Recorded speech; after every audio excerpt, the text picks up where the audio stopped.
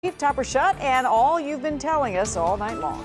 Yeah, we are rocking and rolling right now. We thought it would be right about in the immediate metro area around 11 o'clock, and it is. So here's the big picture. The radar combined the last couple hours. You can see the strong line of storms kind of sink south from Montgomery County, Loudoun County, right across the district into Prince George's County, kind of dovetailing back into Fairfax. So a lot going on. We have a flash flood warning in effect for a very large area until 1:45. We also have a severe thunderstorm warning in effect for the district, Montgomery County, Prince George's County until 11:15. And then also across the bay, we have more severe weather. So this is a massive line of storms. And the red here indicates rainfall rates well over an inch per hour. And notice all the lightning. And if you were with us during our Facebook Live and YouTube Live, we talked about the increase in lightning strikes. People were calling saying, hey, we're seeing more and more lightning. That's an indication of stronger storms. That's exactly what happened in the past few hours. So here is the big ring here. Is the flash flood warning, and inside of those are the severe thunderstorm warnings. I took all the precip off so you could kind of see, and you could kind of highlight all the lightning strikes across much of the metro area. So heavy rain, College Park, down toward Benning and down toward FedEx Field. We'll move back to the south. Moderate rain, Howard University. We have heavy rain at Tyson's, although it's a little heavier as you head toward town, a little lighter as you go out toward Fairfax County, and still some heavy rain out toward Sudley and Clifton. Okay, so the entire metro area, essentially what we call the breadbasket, is getting hit very hard with strong winds, some hail, and also some flooding. So the good news, you folks back to the west, we've actually seen the severe thunderstorm watch trimmed back a little bit. So it's essentially Loudoun County and Fauquier County eastward. I think it's going to be trimmed a little more shortly. The threats, all the same. Damaging winds, small hail, isolated tornadoes. Fortunately, we've not seen any rotation with these storms. We have seen hail and we have seen damaging winds, and we've also seen heavy downpours resulting in flooding. So where do they go? Futurecast has them still hanging around at about midnight with the heaviest activity over in Prince George's County.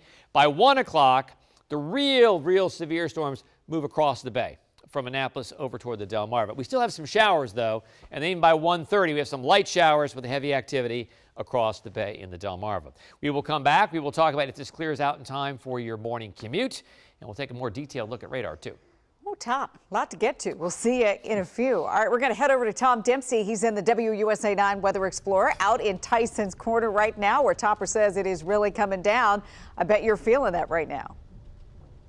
Yeah, that's right, Leslie. We were actually driving around in the Weather Explorer, and 15 minutes ago we got that notification on our phones from the National Weather Service warning about that flash flood advisory here in our area.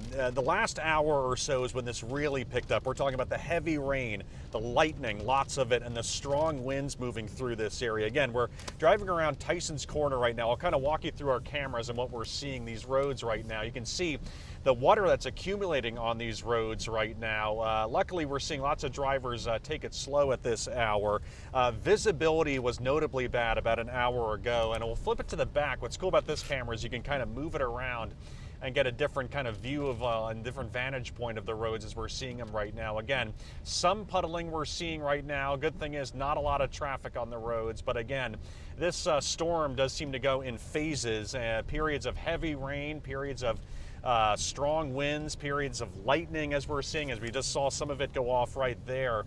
But again, we're taking it slowly, and it appears that other cars are taking it slowly at this hour. But again, that visibility seems to be the biggest issue at times. Again, as we see that lightning going off again here in this area. Again, we're driving through Tyson's Corner, but the reminder to our viewers to really take it slowly, because these storms really move through, and it can make, as we just went through a big puddle right now, we're taking it slowly, and that's a reminder to other viewers right now if they do have to hit the roads, because it can be very heavy at times, this rain forming on the roads, and the wind and the lightning really particularly bad at times, Leslie.